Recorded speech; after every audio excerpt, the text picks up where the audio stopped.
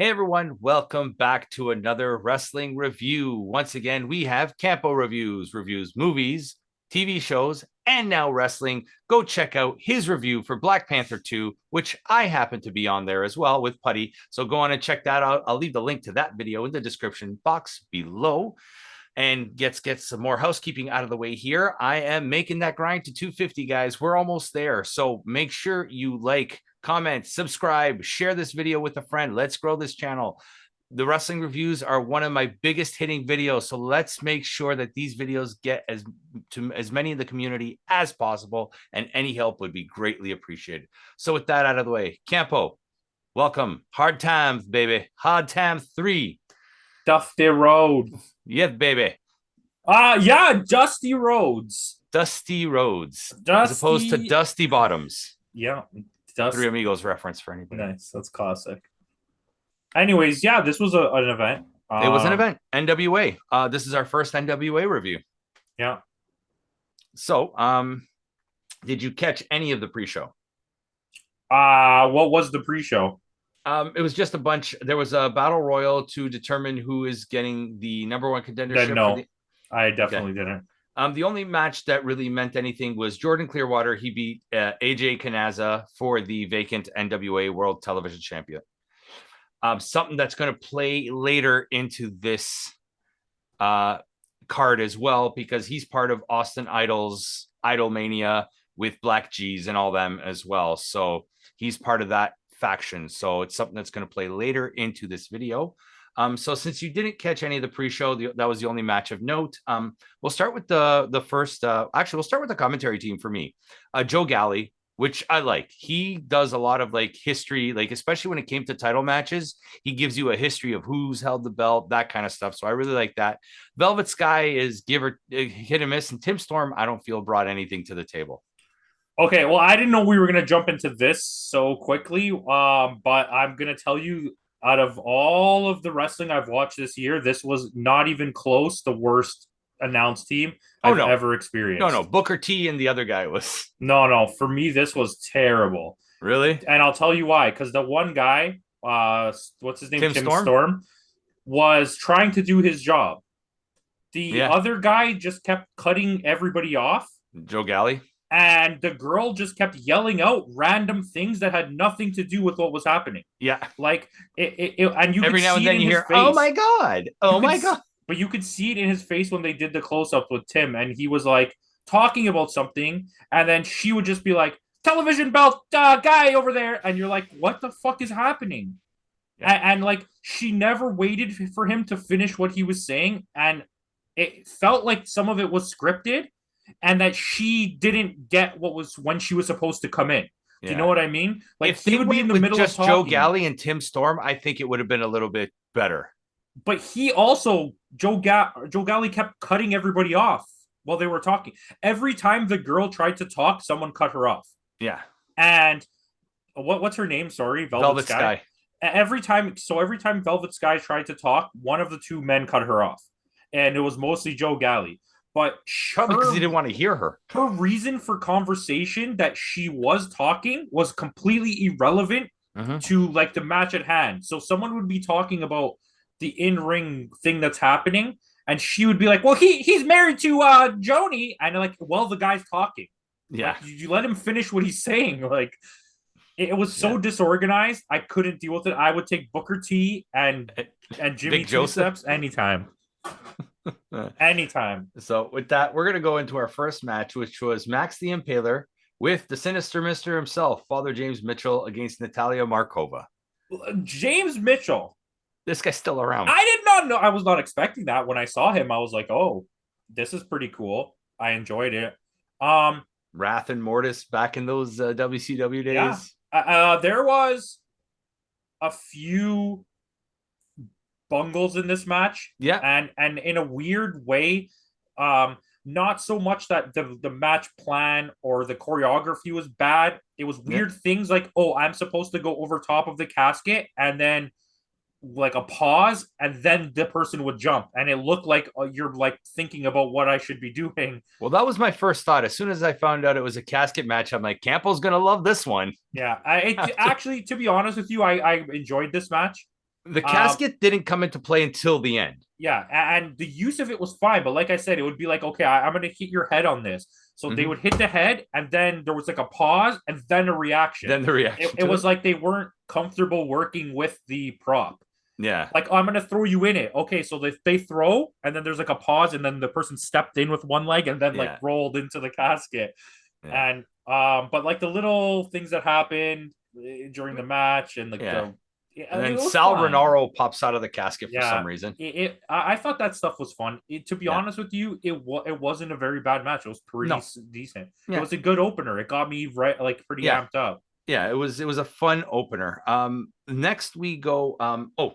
Max goes over, throws with the help of Sal Rinauro and there's before we move on. Yeah, there's a lot of dark based characters. Yes, in this company, and there's a lot of comedic too. Yeah, the comedic stuff worked though, but the dark stuff was so over the top. It's to the point where it's like, are you trying to make me not believe that this is happening? Like, are you trying to tell me don't believe what you're trying to sell me? Like, I'm confused. Sorry, I got off. That's with the tag match, I think, later, right? But yeah, Max the Impaler goes over, and then literally last week or this past Friday on SmackDown, Sarah Logan stole her gimmick with the look. And there's a lot of people complaining about that. Yeah. But yeah, another thing. So, like, example in this match, this is was my issue with the commentary. A big issue separate. I was gonna wait till we got to like one of these moments, but it would be like, so the voodoo thing. So they're talking about what happened. Oh, someone just blew the thing in her face. And I'm trying to describe this moment, and then the Velvet Sky was like, "It's a voodoo doll! It's a voodoo doll!" Like, yeah, we friggin' know. They mentioned that 20 minutes ago at the beginning of the match. That's what I meant by her interruptions. It's like she was trying to color commentate things that we can specifically see while the guy's trying to tell you what's happening in the match. The color commentator is there to, if it's a heel color commentator, it's there to support the heel. Yeah. Like, oh, I don't see anything wrong. She was like interrupting the play-by-play to tell us things that didn't need to be told to us. And not in a color commentary way, in a play-by-play way. Like, he's already telling us what's happening. I don't need you to also tell me what's happening. Yeah. After he just told me that. Yeah. They blew in her face with the voodoo doll. It's a voodoo doll. Like, yeah, I know. Yes, we know. Joe just told us that. I hope you guys all didn't click off this for me yelling, but like, that's okay. Next match of the night was Colby Corino, legendary ECW legend, and Steve Corino. It's his son against Davey Richards, one half of the American Wolves, for the MLW Open National Open Weight Championship. Another decent match. This is a really good match, actually. Yeah, this was. I'm gonna say it's probably one of the better matches on the card. Yep. Colby Corino has really come into his own. Yeah, he has. But Davey Richards is really good. Yeah. And I kind of think we knew the outcome of this match. Yeah. Because I don't think they're gonna switch titles. No, not a non-company NWA show. Yeah. But Davey Richards goes over. It's another not too long. A lot of these matches were under 10 minutes. Yeah. And IMLW and NWA will come up later in another video we're going to do probably tomorrow, I think. Yeah. We'll see. I think we'll see. Yeah. Yeah, there's some stuff I want to talk about. But it was a good match. Yeah, I enjoyed it. Davey Richards goes over clearly. He tries to, Davey Richards tries to show the sign of respect, give him the handshake, the code of honor. Davey Richards, long time ROH guy. Colby Corino just rolls out of the ring and just kind of like, I'm done with you. So this feud's probably going to continue. Yeah. Which is fine. I don't mind that. I enjoyed this match.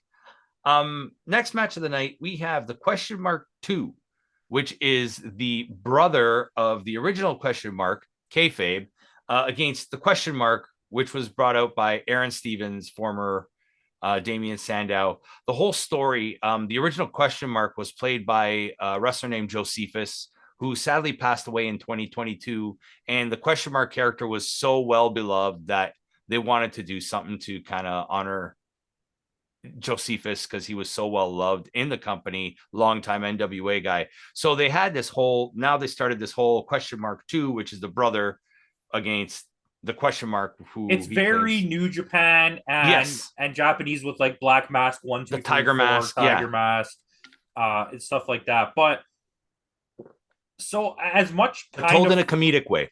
Yeah, I kind of had fun mm-hmm. with this match. Mind you, it kind of lost itself towards the end.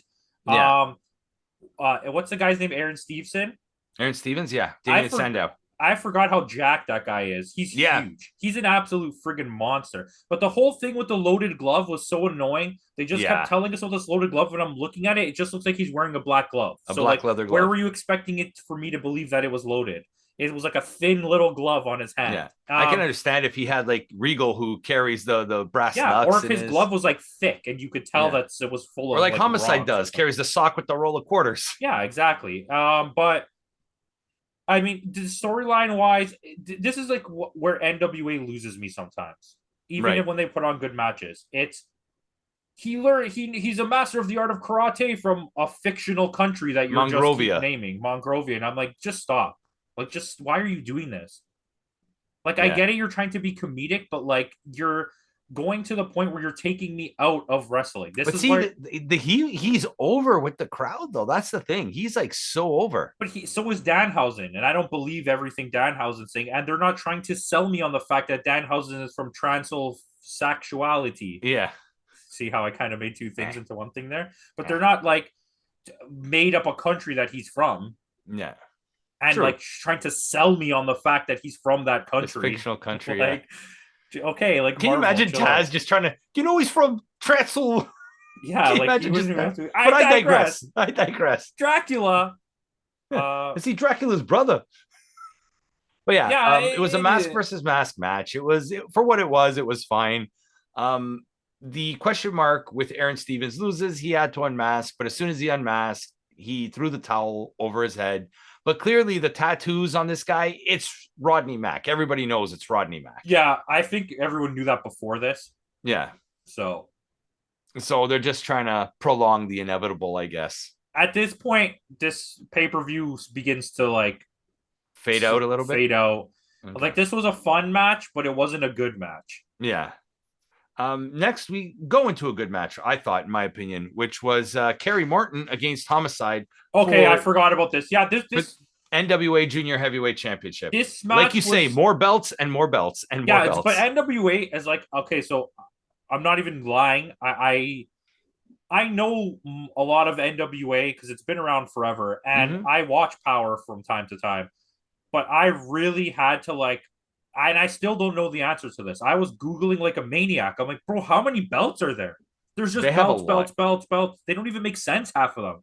The Southeastern North American Atlantic Championship. And you're like, what the fuck is this belt? But yeah, this was a pretty good match. Yeah. It was a bit long. Yeah. I mean, it was only 10 minutes, but I know, but it felt like it dragged. Yeah.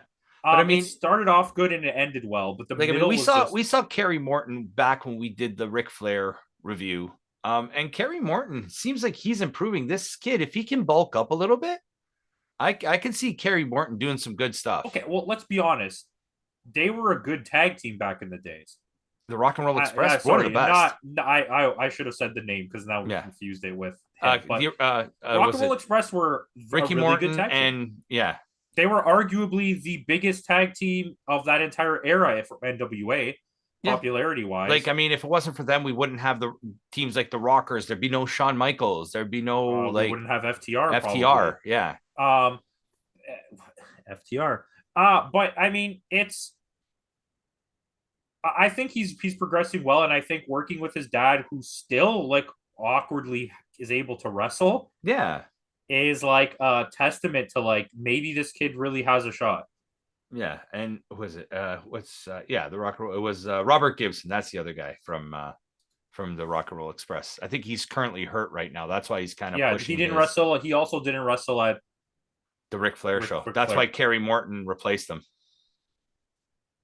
But I see. Like I said, if Kerry Morton can bulk up. This kid has he needs to put on a little bit of mass. I see this kid with a future like NXT, or even kind of like what they're doing with Braun Breaker in NXT. Really push Kerry Morton as like this generational superstar kind of thing. And I think he could be a top tier NWA guy. I think he could be face of the company material. Yeah.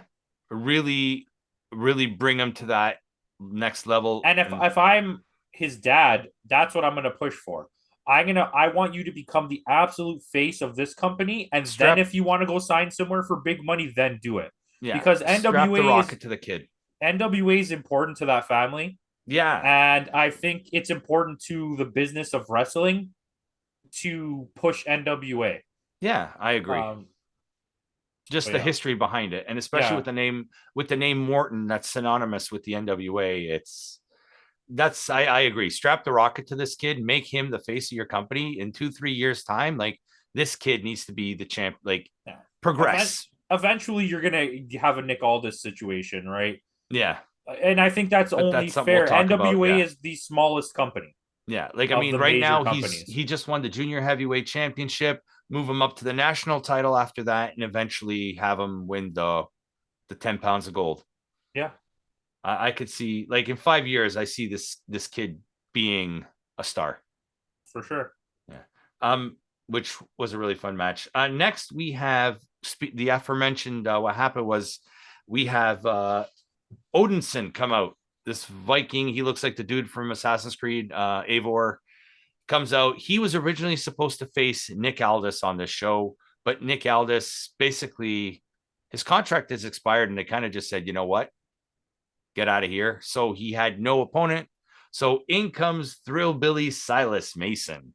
This match wouldn't have worked with Nick Aldis. Nick Aldis is the face of your company. You're going to put him against a guy who, even in this match, got squashed by friggin' the Thrillbilly. Which I like the gimmick. I do, but it's like, that was your plan? Like, I couldn't believe it. Aldis would have squashed him. Aldis would have squashed him. Yeah, easily. That's what I mean. What was the point of having a pay-per-view with your biggest guy just to have him squash somebody in 2 seconds? Yeah. That doesn't matter. In the mid-card. They have a weird thing, like mythology thing going, because Kratos came out earlier, and now you have Odinson. They must be playing God of War Ragnarok a lot. Yeah. But that is what it is. This match was not very good. I had some fun with the Thrillbilly aspect of it. Yeah. And then he sprays himself in the face with the purpose, and his face is covered in white powder, which that's like, I watched Mad Max the other day, so we got to shiny and chrome and just spray paint ourselves silver. But yeah, I mean, other than that, it was fine. And that's our 5th match of the night, and like, we're already an hour in, and there's been 5 matches already. Yeah, and yeah. If this were WWE, 1 hour, we would have had a match and a half with about 30 minutes of promos. Here's the general issue with this pay-per-view. It's 3 hours long, and there's basically no promo or commercial. So it's all match. So it was very fatiguing it's very much like the way New Japan does it, except New Japan gives you that intermission. Break, yeah. And in those early matches of New Japan that I don't have to pay attention. I can wait till something big happens, and then I'll focus. This was like, I wasn't sure. Am I supposed to be watching this like locked in? Am I allowed to be a little loose with viewing this particular match? Yeah. But it's like I was saying, it's very New Japan, and everything was for a title, so it felt like you had to watch all the matches. Yeah, very much so. Yeah, there was pretty much from this point onward, with the exception of one other match, everything was for a title, and we already had 2 titles. Yeah, before this. Yes, and a mask versus match. So everything was a stipulation in this. Only 1 match was not a stipulation. Yeah. 2 matches were not. But we go on to the next match. Our 6th match of the night on the main card was the NWA United States Tag Team Champions of the Fixers of Jay Bradley and Legursky against the Spectaculars of Bradley Pierce, Rush Freeman with Little Ronaldo Freeman. Okay, the so Marco stunt of the Freemans. What are they called again? Which ones? The Spectaculars? The Spectaculars. So I want a match. This is specifically what I want. It's the Spectaculars versus Dalton Castle and the boys. Like, this is like a dream match for me right now. You know what? It could happen. I really, really want it, because both of the guys are really big, and then what's his name? Ronaldo? Yeah. He's really small, where Dalton is big and both of the boys are small. So I think that like plays into like a weird dynamic of the match. Yeah. And they're both kind of like this goofy, flamboyant tag teams. Yeah. But realistically, this match sucked. Yeah. I said, first thing I noticed, Legursky looks like King Kong Bundy. okay, Legursky legitimately, and I'm gonna give him a lot of credit right now. So you can take this or leave this. Sure. He almost couldn't move, and he was in the ring for the entire match. Yeah. He did the whole match. Like somehow, I don't know how his cardio allowed him to continue going like that because he was already barely moving, but somehow that's what it reminded me of. King Kong Bundy used to move the same. Yeah, it was like he just kept going. And he wasn't fast, but he kept going. That's what I enjoyed about this match, was just like, holy crap, I can't believe this guy didn't die yet. But it's like, I didn't care. There was nothing in this for me to care about. I just kept thinking about Dalton Castle and the boys. There's one thing, a couple times I noticed too in this match. There's the ref with the hair. He counted 3 twice in this match. So I'm not the only one that noticed that. No. I noticed this happen also in another match. Yeah, he counted 3. His hand, like he counted 3 right when the guy lifted his shoulders. Technically, that should have counted as a pinfall. Yeah, and he also in another match, he did like a swipe, but he still hit the mat. And I think the whole audience even was like 3, but then he was like, he waved it off, and I was like, okay. So it's not, he doesn't have that art down yet. Like, listen, not everyone can be a Red Shoes. That's like a really hard thing to do. Like he can stop his hand like literally a millimeter. Listen, if every episode of Red Shoe Diaries was about Uno, I would watch it again. I would buy the box set. Red Shoe Diaries with Uno's best matches. Yeah, that's it. Just he's on a beach every day reading it out a thing, and then it shows the match. He opens up. Arigato. He comes in. It's so weird that show was hosted by like a sex addict, and it's like you come to find that later, and you're like, "Oh, this totally makes sense." Anyways, I understand now. Yeah, but other than that, like I said, Fixers retained the belt. Billy Corgan a few weeks ago, I think it was on USA or was it on Power, where he wanted to switch out the belts with the original, and Legursky's like, "I don't want it." They kind of look like the original. Yeah. The design on it looks like, I'll give NWA credit. Billy Corgan has stayed very true to the traditional looking belts. He went back to like almost all of the original stylings on the belts. Yeah, which no matter how ugly the heavyweight championship belt looks, he's stuck with it. With the big orb in the middle. And can I get something out of the way? Sure. Stop giving women's belts the little tiny belts. Just no more of this. If a woman's hand is the size of the whole belt, the belt is too small. Mm-hmm. Especially someone like Kamille, who we'll see later in the show. Yeah, but it's like, imagine if that belt was on a man, it would look like they were wearing a cowboy belt with just a big buckle. It doesn't even look like a championship belt. Like the AEW has it right. Their huge ass women's belt, that's sexy. I'm all about that. Yeah, I'm excited to see what they'll do with the women's tag belts. Yeah, but Fixers retain. We kind of knew that was going to happen too, but I want to see more of these guys. I'm down for that. Dalton Castle and the boys against. Yeah, I really want that for the championship. They have a dance off. Oh, freaking dance off! I'll take it. Do whatever you want. Dalton Castle, do whatever you want to me. Yes. Right? Like my brother said, shout out to my brother Fab. Dalton Castle with the Peacock Power on Peacock promoting the Peacock Network. Let's go. Let's go. Next match of the night, we have Scion, which is the kayfabe son of Austin Idol against Dak Draper for the NWA National Heavyweight Championship, which is basically the USA belt. Didn't care. No, it was neither a good nor a bad match. It just existed and took up more. At this point, I'm getting frustrated time-wise because there's just like match, and they're not pulling me in anymore. Okay. And I was like, nothing about this match was like interesting. There was no like big spots. It was very basic wrestling match, interference. Yeah. It was like a 1992 WCW match. Like a mid-card match. Yeah. Okay. I see that. I mean, for me, I didn't think it was that bad. I did like the way he was selling the injury. Draper, Don Draper, whatever his name is. It looked like he was legit hurt the way he was selling the injury. I don't know if he is. But then they kept saying he can't lift his arm, and then he did a move with the arm. Yeah. And I was like, but he looks really good. He's jacked as hell. I think that guy has a solid some potential behind him too. Yeah, it wasn't that they sucked as wrestlers. There was no nothing in this match to like pull me into it. Yeah, and that's the thing too with these matches being shorter. By the time they start getting into it, the match is over. Yeah, exactly. And Scion retains, so that's 2 now for Austin Idol's group with the faction. Scion retains, so now Scion and Clearwater both have belts, part of the group. Another short match, 6 minutes. Next, we have a Pretty Empowered of Ella Envy and Kenzie Page, NWA Women's Tag Team Champions, against Maddie and Missy Kate. Misa Kate. Misa Kate. I hate her name because it reminds me of Jar Jar Binks. Misa Kate. And like so this match was pretty decent. Yeah, Kenzie Page is one hell of a worker. So is Ella. I think they both are. I've been singing the praises of Maddie Rankowski for a while. I think she's super underrated. I think her character is exactly what wrestling needs. Just a cocky piece of shit. And she only cares about herself, and we see that here. Yep. This is where I got weird, because to me, every time I've ever seen her do anything, including like her persona on social media, she's a heel. Yep. But in this match, they were the faces. And the last time I saw the Pretty Empowered wrestle, they were faces. Yeah. And now they're heels. And I was like, I don't understand what's happening here.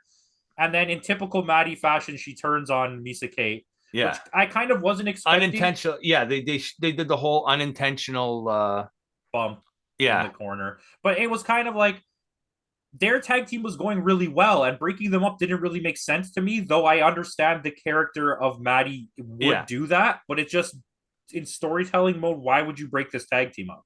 Let it slow burn for a little bit. Yeah, but Maddie's ready to get a push in a solo way. I think she's very talented. She's appeared on AEW multiple times, so has Misa Kate. Yeah, on Elevation, I think, or Dark Elevation. Even on like Rampage, I think they showed up a couple times.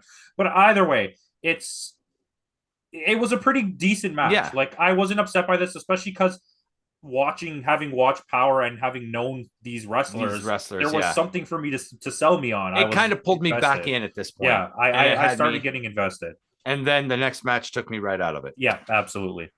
Next we had EC3 against. Wait, you didn't tell them what happened. Oh, well, I mean, there was the unintentional bump onto Rankowski by Misa. And when she went to go for the tag, Rankowski just like, yeah, I ain't having this. You're on your own, lady. And Misa ends up taking the pin against Pretty Empowered. So Pretty Empowered retained the women's tag team championships. The little powder blue. I think they planned that.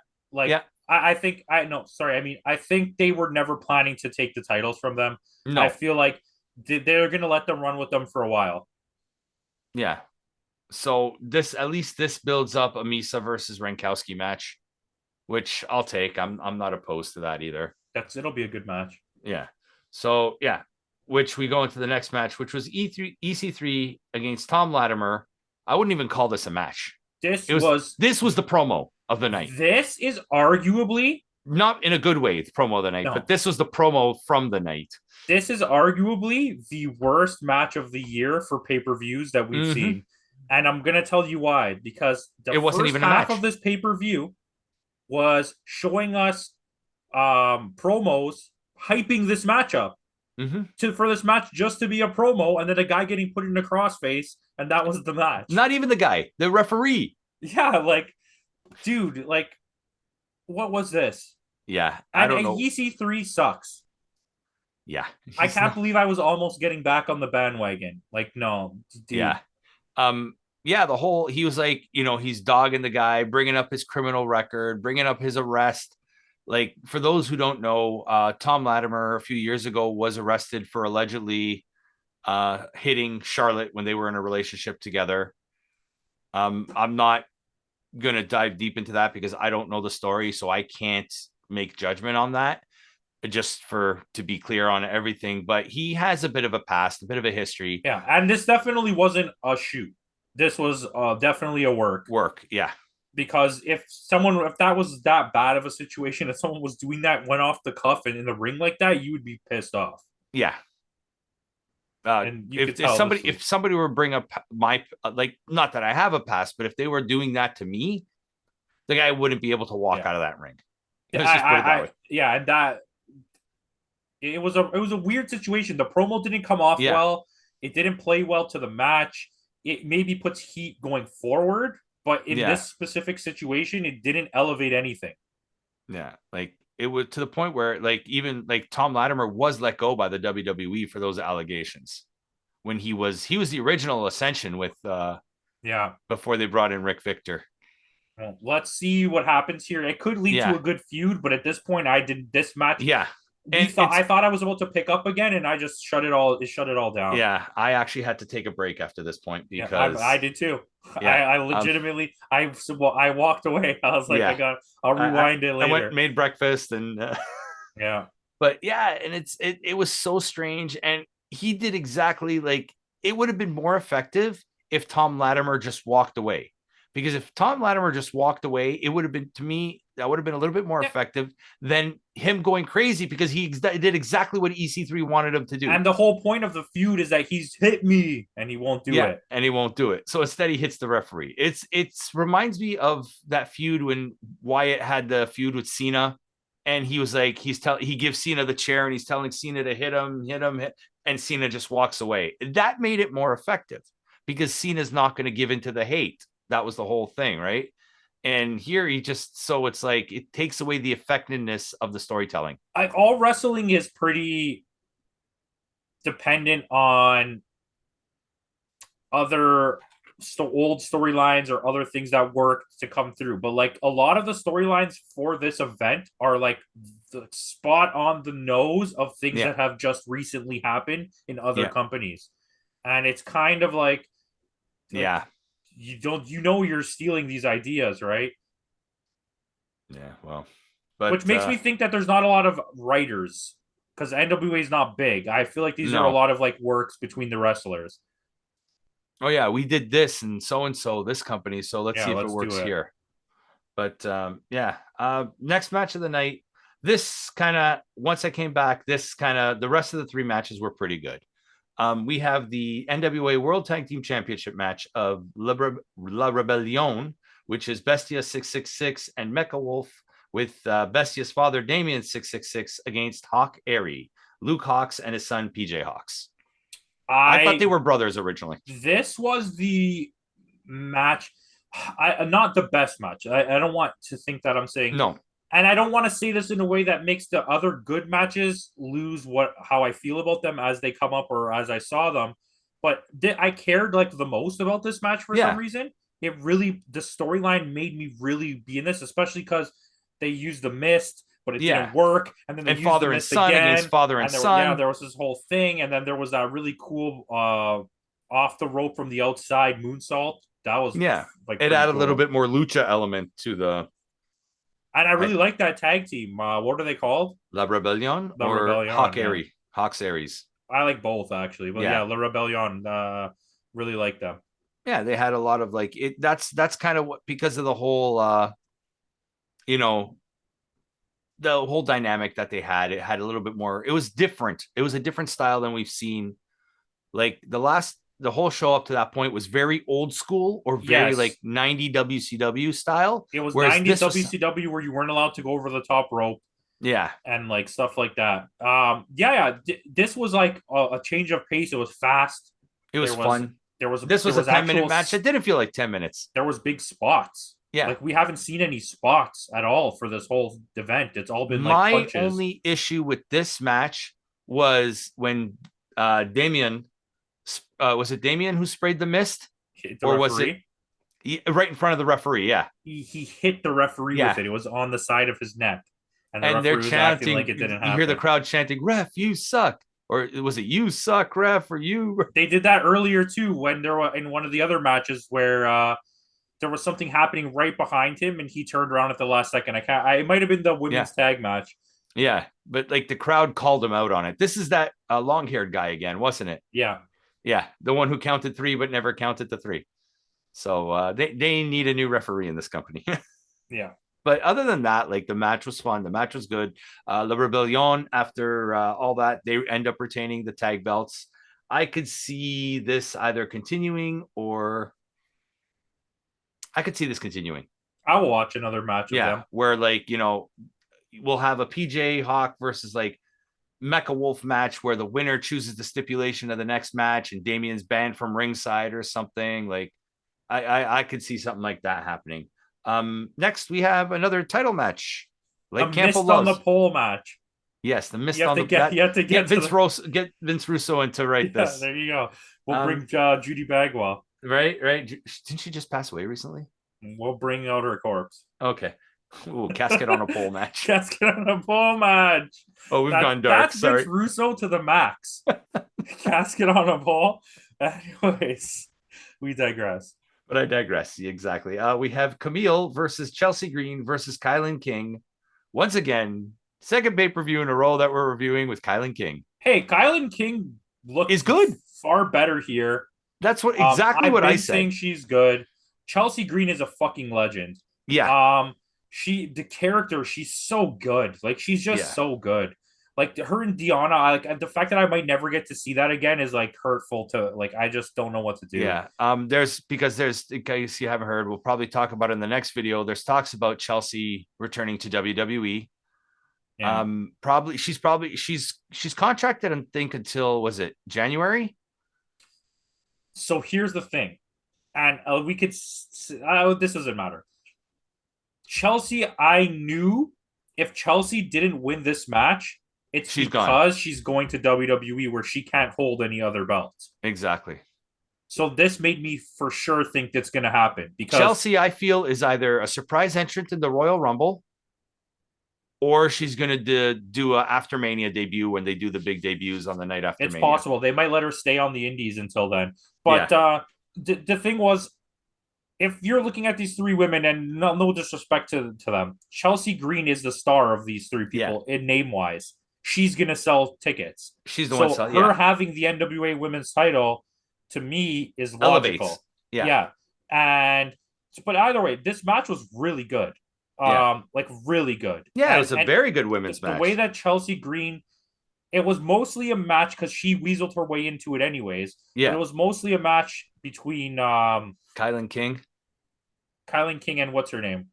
Kamille. I keep forgetting her friggin' name. Yeah, and Kamille. And Camille's a pretty good wrestler, and she's very strong.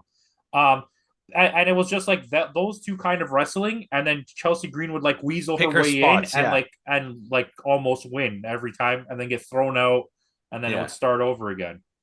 But like you said, though, it was a good match, and we could see, was it Kamille? Actually, Chelsea pulled out the ref right when Kamille was tapping to KiLynn King's submission. So it's like they're foreshadowing that KiLynn is maybe going to get to win the next. Yeah, she's probably going to be the one to dethrone Kamille. Yeah, and I'm pretty sure she signed to AEW though. KiLynn King, but AEW and NWA have a working relationship. Yeah, well, anyway. AEW has a working relationship with like everybody except WWE and CMLL. Yeah. But yeah, it's good match. That was a really good match. Yeah, this brought me back. Yeah. Then we have our main event of the night, which was Matt Cardona trying to get back the title he never lost against Trevor Murdoch and Tyrus with Black Jeans. I never lost the title. Exactly. It's true. He didn't. But I love how that's like always his thing. I never lost it. I never lost the title. Well, didn't he take the pin in it? No, he didn't take the pin. He didn't take the pin. But listen, so that last match brought me right back into this. This match absolutely took me out of this event. It's Tyrus. Tyrus is one of the worst wrestlers I've ever seen. And the fact that they push him, he was out of shape. He lay on the mat for most of this match. Yeah. He got beat the hell up. Does one power move. Yeah, and then won the match. And you know what? It was such a weak way to transfer the title. Just hold on. And I'm not a fan. But Trevor Murdoch could not physically move in this match. His legs weren't bending. His arms weren't bending. It looked like he'd worked like 30 days in a row and came into this like injured. Completely beat up. Cardona looked amazing. Who did? Cardona, yeah. He looked great. And that's another thing. I think Cardona and Chelsea are coming in as a couple. Maybe because Cardona looks fantastic. Yeah, he's like peak right now. Cardona was always a Triple H guy. Yeah, he's so good. And he's the character. The two of them are that character's just so good. Yeah. Just that piece of shit. And they're both good wrestlers. But yeah, sticking with this match, Cardona looked really good, but they kept brushing him off in like this weird Tyrus. What I liked with Trevor Murdoch, when he was in and this is 3 former WWE guys in this match. Trevor Murdoch, when he was with in WWE, he was a joke, like redneck hick of a character. Now he's like this grizzled, tough veteran, like, he's almost the Butcher. Yeah. Or the Blade. I would say, like, I mean, I would compare more to like a Harley Race type of like this grizzled old man that's just like, that's fine. I'll accept that. But it's just he's more old school than the Butcher. He's really struggling. Yeah. To move. And there was no way in hell I was going to believe that this peak beast of Matt Cardona is getting beat up by one guy who's been lying on the mat for the whole match and an old man who can barely move. But the thing is, he's younger than me, Trevor Murdoch. I think he's only like 40, 41. He looks really old. He looks like he's 75. But yeah, like I said, he could have just, the way it looked, it was like he was fatigued, like he was sore. I mean, before this match, they brought out Bobby Fulton, who just recovered from throat cancer, who looks in better shape than. Yeah. When he exited the ring, Bobby Fulton, I was like, okay. When he did it on his own, I was like, okay, yeah, he looks way better. They made it seem like he was so fragile the way, and the guy was like holding the ropes. No, this guy's Fulton, like, no, he was a tough dude, man. Yeah, Fulton was a legend, especially in NWA. Yeah, but I digress. This match freaking sucked. Mm-hmm. And this was the main event. Which is sad. I think if we're like, Cardona was there to take away from the fact that both these men cannot move. Cardona was there to sell tickets. Yeah. Because nobody gives a shit about the Funkasaurus. No. Somebody better call my mama. I don't like just being mean for no reason, but no, dude, he sucks. He's not the character is no good. His moveset is not that good either. Didn't he just come off like a monstrously long reign as like the TV champion or something from NWA? NWA. And then now he's the heavyweight champion? Basically what he did was he vacated the TV championship, kind of like a Money in the Bank, saying, I'm going to cash in this belt so I can go for this. I'm going to give up this belt so I can go for this belt kind of thing. And he won. Yeah. And so now I have to watch more of this. Yeah, and that goes back to my whole thing about Black G's and Austin Idol. They have 3 champions in their stable now. So they've built up this neat little stable. Mind you, Tyrus is part of it, but the whole picture, I kind of like where it's going, and I want to see what they're going to do with this. Only one of those wrestlers is good. What's his name? Cyrax? Cyrax. No, Jordan Clearwater is not bad either. He's kind of like this, kind of like a little bit better than Austin Theory. I'll allow it. But yeah, Tyrus is your new champ, new NWA World's Heavyweight Championship. Oh, can I just give a huge shout out to the captain? If you guys don't know who the captain is, he was a guy wearing a captain's hat sitting behind the announcer's desk, and he was so entertaining all night. He gave a guy a kayfabe BJ behind the camera, and everybody saw it. Yes, it was on national TV. He was the best part of the announce team. Yes, so shout out to the captain. We need the captain at more events. Yeah, you can come on the show anytime you want. The captain, if you're watching this, come on the show. Do a show with us. Message us. But yeah. I mean, it wasn't a bad pay-per-view, but it wasn't that good either. Kind of like in the middle. Like the good matches were good. The bad matches were bad. This is the thing. The good matches were good and the bad matches were bad, but most of the matches were just medium and they didn't matter. But there was just so many matches. It's like watching an AEW pay-per-view where there's only one really good match and the rest of it was just kind of like there. Full Gear? Yeah, hopefully. We'll talk about that in another show. That card is terrible. But yeah, like I don't even know where I would rate it. So if you want to go first, I'm giving it kind of like similar, a little bit less than Rumble on 44th Street, kind of in the SummerSlam vein. 7.1, I'm giving it. Yeah, I don't even know if I can go that high. Okay, well, I'll get this out of the way then while I just debate this with myself. The three-way women's match was the match of the night. Yeah. For me. I went with the Colby Corino match, but yeah. That's fine. I can fully accept that. Yeah. But yeah, I like that three-way women's match, and the worst match was EC3. Which I wouldn't even call that a match, but yeah. And I'm agreeing. This is me saying that after admitting that the not Kratos, the Odinson match was just for no reason. Yep. I'm gonna give this a 6.8. Okay. Yeah, I mean that's a fair score. I didn't hate it, but there just wasn't enough good for me to want to watch it again. I think that's officially your lowest. Nope, you gave NXT Halloween Havoc. That was the dog poopiest event that we've seen all year. That was the worst event of the year, and we still gave it a 6.5. So it's not. I did at least. It's not that bad. 6.7 for me.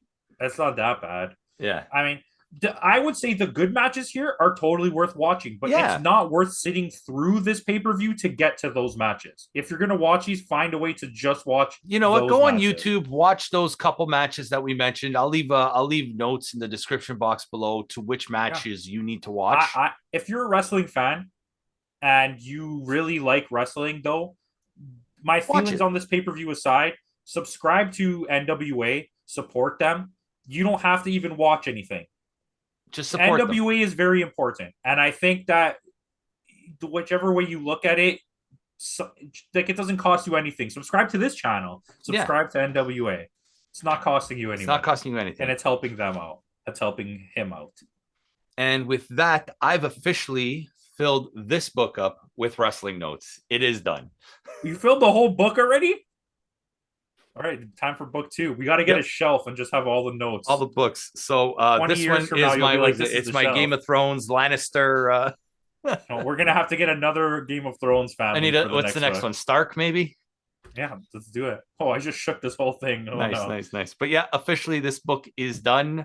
We're gonna start the new book with Full Gear next week, and next week we also have Historic Crossover, which that card is looking better than Full Gear.